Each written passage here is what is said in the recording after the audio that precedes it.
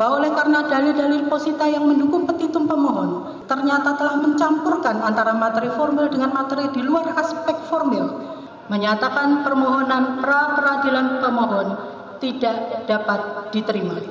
Kuasa dari Pak Firly ini mencampur adukan antara formil dan materialnya di dalam satu permohonan. Apakah kemudian ada upaya hukum yang bisa dilakukan? Kalau upaya hukum tidak ada ya, kalau misalkan upaya hukum. Nah, kalau misalkan dia masih cukup waktu, perkara ini masih belum disidangkan di sidang pokok, maka dia bisa melakukan permohonan ulang.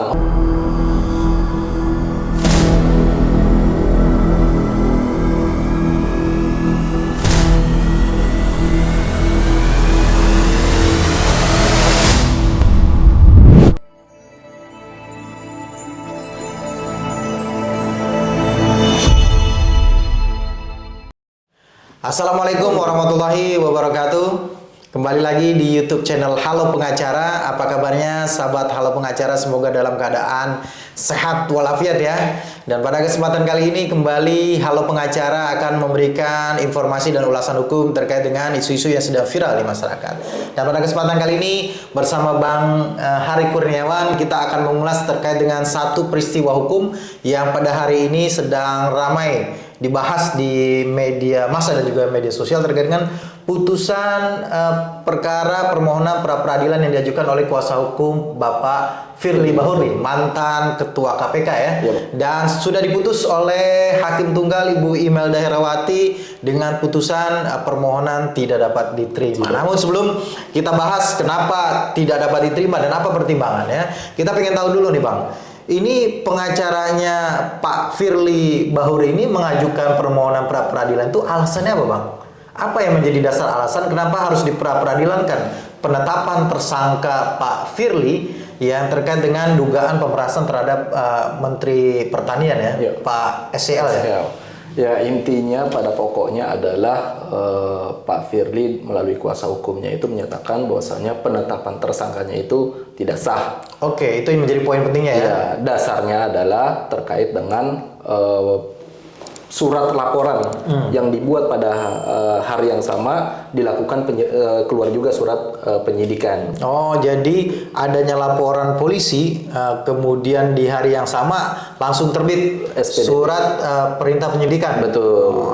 Tidak ada upaya penyelidikan yang dikabarkan oleh begitu yang didalilkan itu. Oh, itu yang menjadi dalil dari kuasa hukumnya Pak Firly ya, bahwa tidak ada upaya penyelidikan. Harusnya ada upaya penyelidikan dulu sebelum diterbitkan surat perintah penyidikan begitu ya. Dan kemudian apa Bang menjadi petitum dari permohonan pra-peradilannya Pak Firly ini sebenarnya? Ada panjang, ada 10 permintaan yang intinya itu adalah bahwasanya yang dilakukan oleh termohon ini tidak sah. Iya, ini kan perkara ini sudah berjalan ya Bang ya, dan kemudian sudah menghadirkan juga beberapa orang pakar hukum begitu ya. Kemudian apa yang menjadi pertimbangan hakim kemudian sampai memutus perkara permohonan ini tidak dapat diterima atau NO gitu? Ya, ini kalau di dalam pra-peradilan itu kan dia mengadili permasalahan formilnya,